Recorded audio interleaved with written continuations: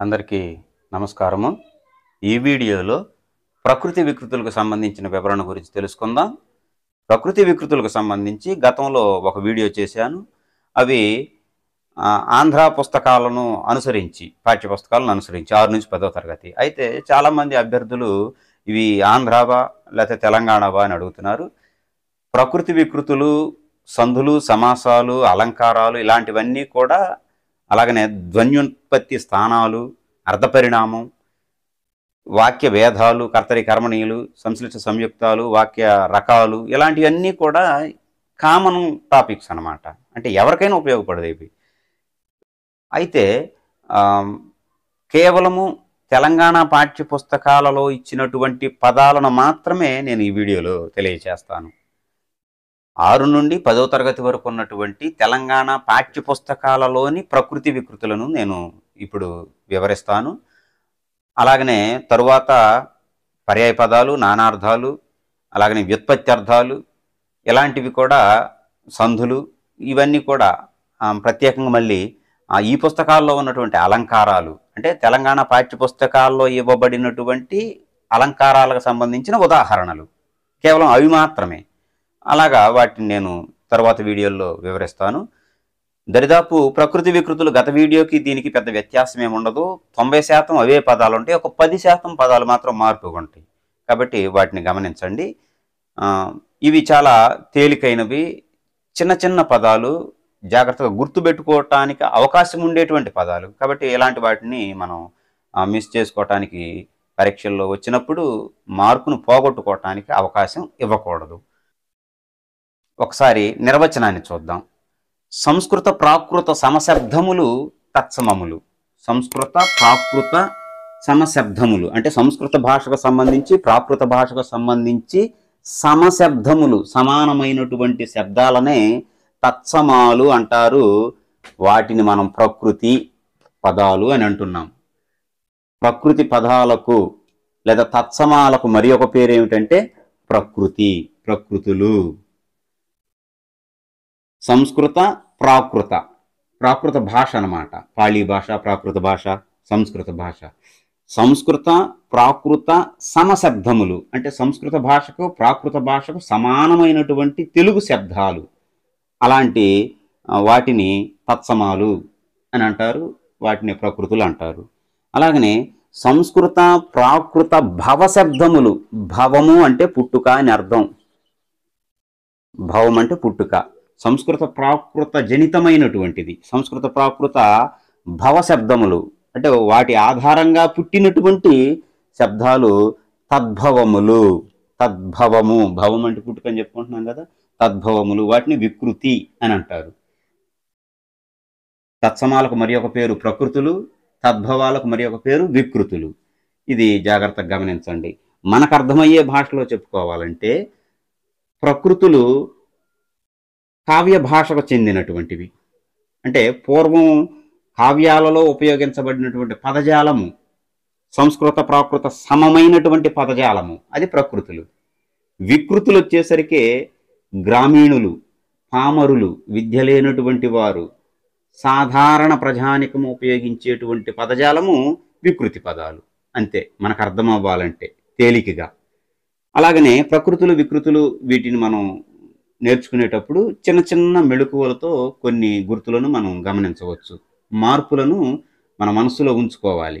ఏమిటంటే అవి ప్రకృతులు, వికృతులు మనం గుర్తించడానికి కొన్ని చిన్న చిన్న మెళకువలు ఏంటంటే, ప్రకృతిలో శాగాని షాగాని వచ్చినప్పుడు వికృతిలో సా వస్తుంది. ఇది మనం తరచుగా గమనించవచ్చు. ఆకాశం, ఆకాశం. భాష, బాస, ఇలాగనమాట.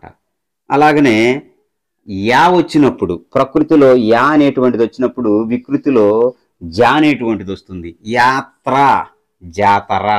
యత్నము, జతనము. యజ్ఞం, జన్నం.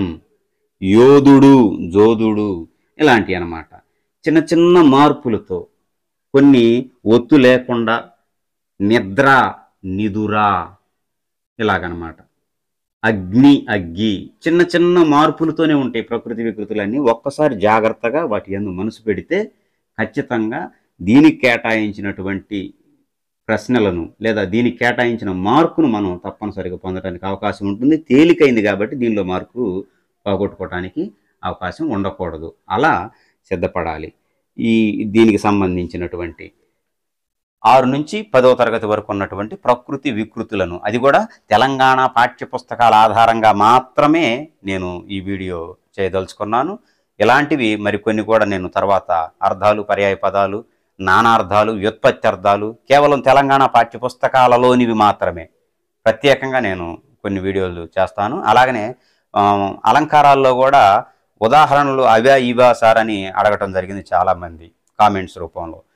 తెలంగాణ పాఠ్యపుస్తకాలలో 6 నుంచి 10వ తరగతి వరకు ఇచ్చినటువంటి ప్రతి ఉదాహరణ, అలంకారాలకు సంబంధించిన ప్రతి ఉదాహరణని తేలికగా నేను మరి ఒక వీడియోలో వివరిస్తాను. దీనికి సంబంధించినటువంటి పదాలను పరిశీలిద్దాం. ప్రకృతి వికృతులను ఇప్పుడు మనం పరిశీలిద్దాం. మొదట ఉన్నవన్నీ కూడా ప్రకృతులు, రెండో వైపు ఉన్నవి వికృతులు. అటవీ, అడవి. ట డ అటవీ, అడవి. అంబ, అమ్మ. ఆహారం, ఓగిరం. కథ, ఒత్తుత, మామూలుత, కథ. కార్యం, కజ్జం. కీర్తి విడదీసి రాశామంతే, కీరితి. కుండం, కుండ. కులం, కొలం. గర్వం, గర్వం. గరువం, ముఖ్యమైనది గుర్తుంచుకోండి, గరువం. గుణం, గుణం. గ్రాసం, గాసం. గ్రాసం అంటే గడ్డి అని అర్థం, గాసం. చంద్రుడు విడదీసి రాశాం, చంద్రుడు. చంద్రుడు, చంద్రుడు. చిత్రం, చిత్తరువు. మనకి సినిమా పాటల్లో కూడా ఉంది చిత్తరువు అనేటువంటిది. చిత్తరువు అంటే చిత్రం. చిత్రం ప్రకృతి, చిత్తరువు వికృతి. త్యాగం, త్యాగం. త్యాగం, త్యాగం. ధర్మం, దమ్మం. దమ్మ పదం అంటాం, బుద్ధుని త్రిపీఠకాలు దమ్మ పదం, దమ్మం. దూరం, దవ్వు. దూరం ప్రకృతి, దవ్వు వికృతి. దీపం, దివ్వె. దిశ, దశ. మెలికి సా బదులు మామూలు సా, దిశ, దశ. ఆకాశం అన్నప్పుడు ఆకాశం సా ఎట్లా వస్తుందో అలాగనే ఇది కూడా. భాష అన్నప్పుడు ఇందాక చెప్పుకున్నాం కదా, శా గాని షా గాని వచ్చినప్పుడు సా అనేటువంటిది వస్తుంది వికృతుల్లో. నిజం, నిక్కం. నిక్కమైన నీలమొక్కటి అని అంటాడు కదా కవి. నిక్కం అంటే నిజం అని అర్థం. అక్కడ సందర్భం వేరు, మీకు అర్థం అవటం కోసం చెబుతున్నాను. నిక్కం అంటే నిజం. నిద్ర విడదీసి రాయటమే ఇది, నిదుర లేదా నిద్దుర. నిమిషం, నిముసం. నిముషం, నిముసం. పశువు, మెలికిసా, పశువు. పశువు లేదా పసరం. పశువు అనేదానికి పశువు లేదా పసరం. పత్తనం, ఇది కొంచెం జాగ్రత్తగా గమనించండి. తెలంగాణ 6వ తరగతి పాఠ్యభాగంలోనివి ఇప్పటి వరకు చెబుతున్నటువంటి ప్రకృతి వికృతులన్నీ కూడా. పట్టణం, ఇది ప్రకృతి వాస్తవానికి. పట్టణం ప్రకృతి, పత్తనం వికృతి. ఇక్కడ పట్నం నావు తెచ్చి ఇచ్చాడనమాట, అది గమనించండి. అంటే పట్టణం ప్రకృతి, పత్తనం ఇది వికృతి. మరి అది ఏ విధంగా ఇచ్చాడనేటువంటిది పొరపాటున లేకపోతే అది సరైందో నాకైతే అవగాహన లేదు. నాకు తెలిసినంత వరకు పట్టణం ప్రకృతి, పత్తనం వికృతి. పూర్ణిమ, పున్నమ లేదా పున్నమి. ఇది పున్నమి రోజు అంటుంటాం కదా, పున్నమి రోజు, పున్నమి నాటి చంద్రుడు. పున్నమి అనేటువంటిది వికృతి. పూర్ణిమ ప్రకృతి. పృథ్వీ, పొడమి. పర్వం, పబ్బం. పర్వం అంటే పండుగ అని అర్థం. పర్వం అంటే పండుగ. పబ్బం గడుపుకున్నాడంటే, పబ్బం అంటే వికృతి, పండుగ అనే దానికి వికృతి అన్నమాట. పర్వం, పబ్బం. ప్రతిజ్ఞ, ప్రతిన. ప్రయాణం, పయనం. ప్రాణం, పానం. అనా బదులు మామూల, పానం. భక్తి, బత్తి.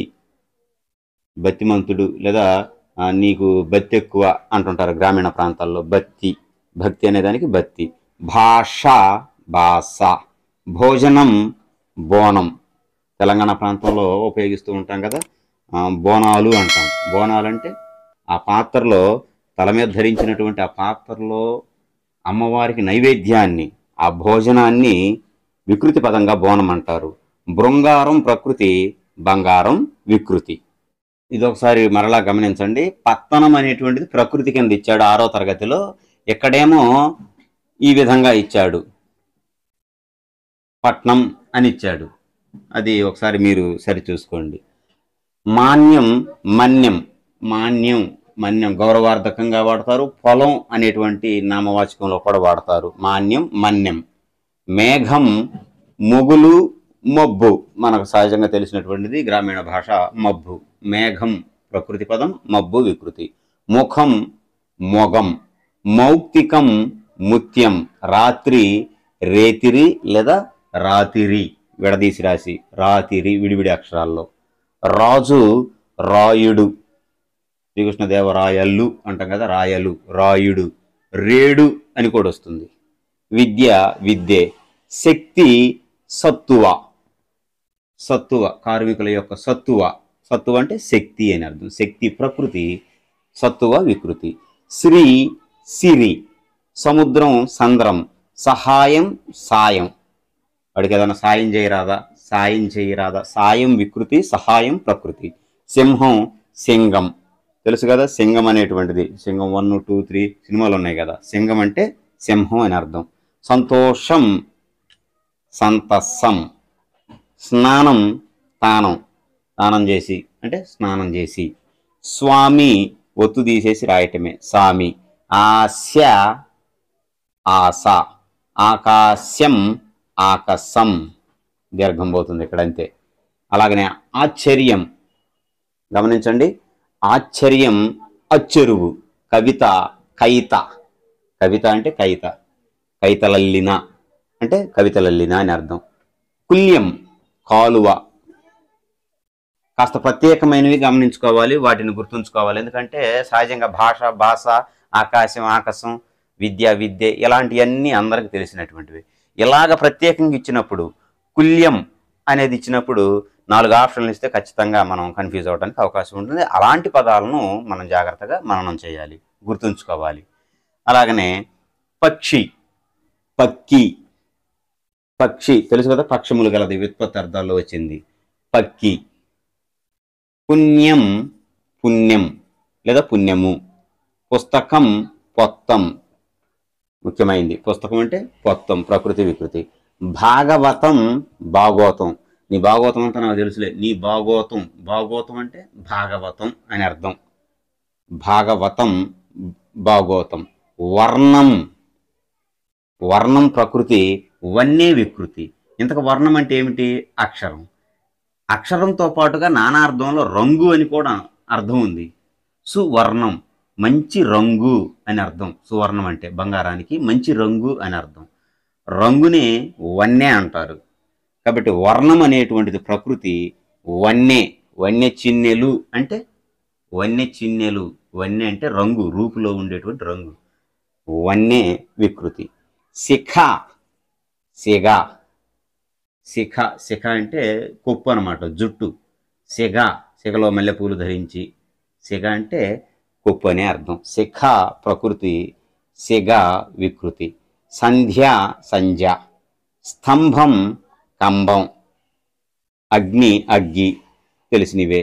అద్భుతం అబ్బురం. అబ్బురం అంటే ఆశ్చర్యం అని అర్థం. ఆశ్చర్యానికి అచ్చెరువు అని రాశాం. అద్భుతం అబ్బురం. ఖని గని కదా, ఖని బొగ్గు గనులు కరీంనగర్. ఖని అంటే గని. దోషం దోషం. ధర్మం దమ్మం, ఇందాక కూడా వచ్చింది. ప్రేమ ప్రేముడి, 7వ తరగతి అన్నమాట ఇవి. ఇవన్నీ కూడా ఇప్పుడు చెప్పుకునేవన్నీ కూడా తెలంగాణ పాఠ్య పుస్తకాల్లోనే 6 నుంచి, ఎందుకంటే 3 నుంచి 3, 4, 5 తరగతుల్లో ప్రకృతి వికృతులు ఉండవు. కాబట్టి 6వ తరగతి నుంచి 10వ తరగతి వరకు ఉన్నటువంటి పాఠం వెనకాల ఇచ్చినటువంటివి.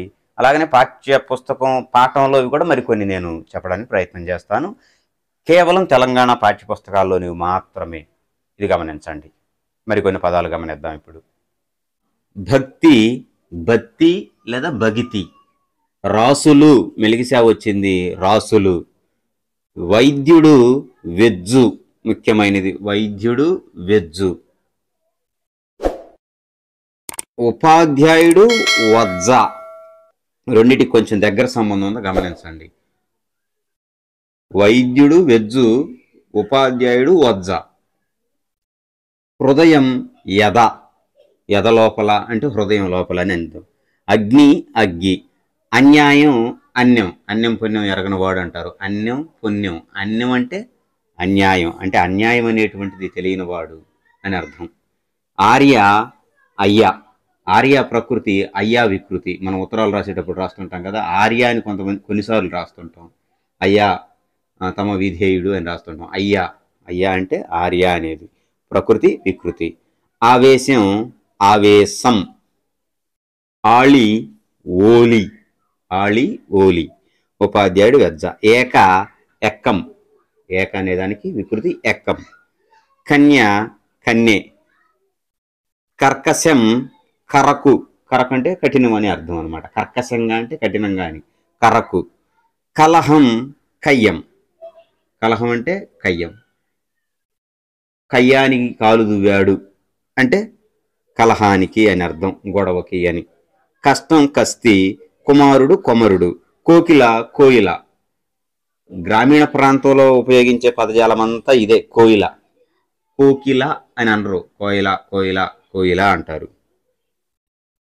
క్షేమం సేమం, క్షేమం అనేదానికి సేమం. గృహము గీము, మనకి గుర్రం జాషువా గారి పాఠంలో వస్తుందన్నమాట. గీము, గృహము గీము. దృష్టి దిష్టి. సహజంగా గ్రామీణులు ఉపయోగిస్తుంటారు కదా, దిష్టి తగిలింది, దిష్టి తగిలింది అంటే ఎవరో చూపు తగిలింది అని అర్థం. దృష్టి అంటే చూపు, కనుచూపు అని అర్థం. దిష్టి, దిష్టి అనేది వికృతి, దృష్టి ప్రకృతి. దిష్టి తగిలింది అనేది దాని యొక్క ఆంతర్యం. ద్వయి దోయి. దేవా దేవరా. న్యాయం యావత్తు పోయి న్యాయం. ఆధారం ఆదరువు. ఆజ్ఞ ఆనా, ఆనా మనం సినిమాల్లో చూస్తుంటాం, ఆనా ఆనా అనేటువంటిది.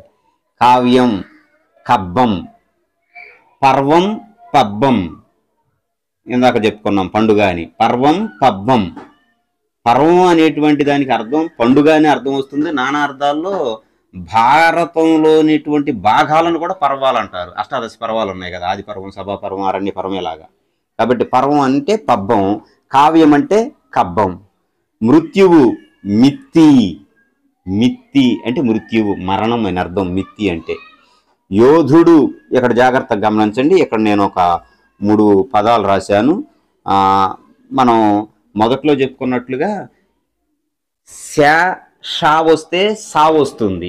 ఏదైనా ఒత్తు అక్షరాలు వస్తే ఒత్తు లేకుండా వస్తాయి. అలాగనే యా వస్తే జా వస్తుంది. ప్రకృతిలో యా వస్తే వికృతిలో జా వస్తుంది. యోధుడు జోధుడు. యజ్ఞం జన్నం, యజ్ఞం జన్నం. యాత్ర జాతర, యాత్ర ప్రకృతి, జాతర వికృతి. అలాగనే అదే పదం ఇక్కడ కూడా గమనించండి.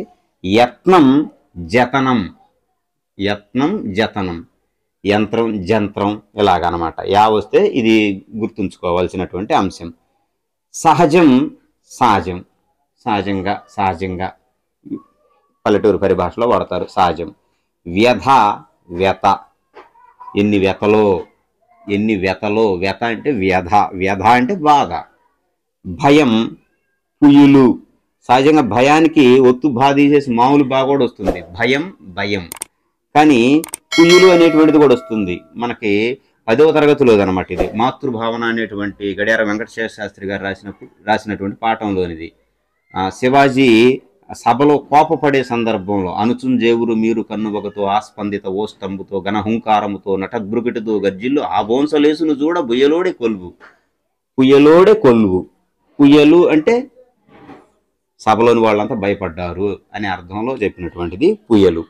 గుర్తుంచుకోండి, ముఖ్యమైనదిగా భావించండి. జిహ్వ అంటే నాలుక. జిమ్మ, జిహ్వ ప్రకృతి, జిమ్మ వికృతి. అప్పుడప్పుడు తిట్లో కూడా ఉపయోగిస్తుంటారు. జమ్మడిపోను, జమ్మడిపోను, జమ్మ అడిపోను, ఆగిపోను.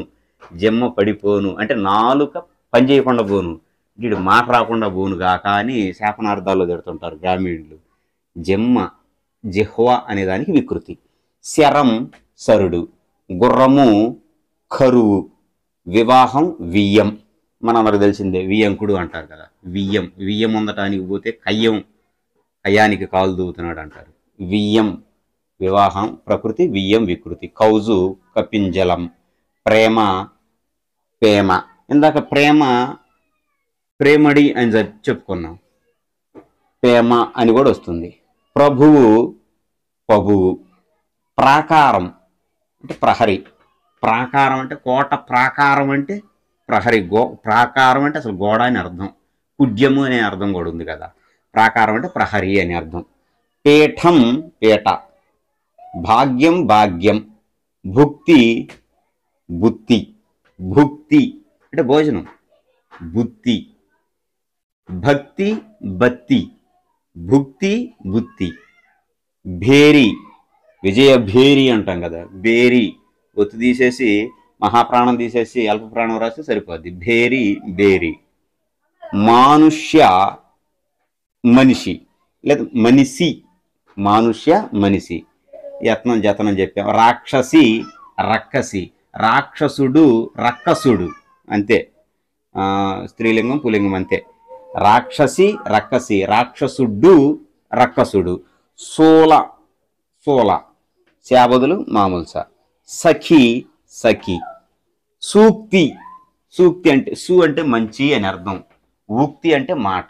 సూక్తి అంటే మంచి మాట. సూక్తి శుద్ధిగా ఉండాలంటాం, అది కూడా మంచి అని అర్థం. సూక్తి శుద్ధి. హంస అంచ. రాజహంస అంటే రాయంచ. పయస్సు పాడి లేదా పాలు. ద్వీపం దీవి దిబ్బ అంటే ద్వీపకల్పం అని మనం సాంఘిక శాస్త్రం చదువుతుంటాం. 3 వైపులు నీళ్లు ఉంటేనేమో ద్వీపకల్పం అంటాం, 4 వైపులు నీళ్ళు ఉంటే దీపం అంటాం కదా. దీపం అంటే దీవికి వెళ్ళొచ్చామంటే చుట్టూరు నీళ్ళే, మధ్యలో భూభాగం, దాన్ని దీవి. ద్వీపం దీవి లేదా దిబ్బ. రాట్టు రేడు అంటే రాజు అని అర్థం. లంఘనం లంగ. సముద్ర లంఘనం 10వ తరగతిలో ఉంది. సముద్ర లంఘనం అయ్యలరాజు రాంభద్రుడిది. లంఘనం అంటే లంగ అంటే గెంతటం అని అర్థం. గృధ్రం గ్రద్ద లేదా ఒత్తు తీసేసి గద్ద. ముఖ్యమైనది గమనించండి. శాజ్యం సింగిణి. అంటే ఉష్ట్రం. కోడి కుక్కుటం. కుక్కుట శాస్త్రం అని ఉన్నాం కదా. పన్నెం కోళ్ళప్పుడు మనకి పేపర్ వాళ్ళు రాస్తుంటారు కుక్కుట శాస్త్రం కూడా ఒకటి ఉందని. కుక్కుటం అంటే కోడి ప్రకృతి, కుక్కుటం వికృతి. పిల్లి బిడాలం. మనకు సహజంగా మాధ్యాలం తెలుసు పిల్లి, కానీ బిడాలం వికృతి పదం పిల్లి. నాట్యం నట్టువం. జలూక జలగ. జలూక మనం వినల అసలు ఎప్పుడు. జలగ మనం వాడేది వికృతి పదం. జలూక ప్రకృతి. యశం అసం. బీజం అంటే విత్తనం అని అర్థం. బీజం అంటుంటాం కదా. బీజం బియ్యం. శాల భుక్తి. భిక్షాపాఠంలో వస్తుంది 10వ తరగతిలో, శ్రీనాథుడు రచించినటువంటిది. శాల. అగ్రం అగ్గడి. ఇవి ప్రకృతి వికృతులు. తెలంగాణ పాఠ్యపుస్తకాల్లో ఉన్నటువంటి 6 నుంచి 10వ తరగతి వరకు ఉన్నటువంటి ప్రకృతి వికృతులు. మరికొన్ని అదనంగా కూడా చివరి భాగంలో కొన్ని పాఠం లోపలవి కూడా ఇవ్వటం జరిగింది.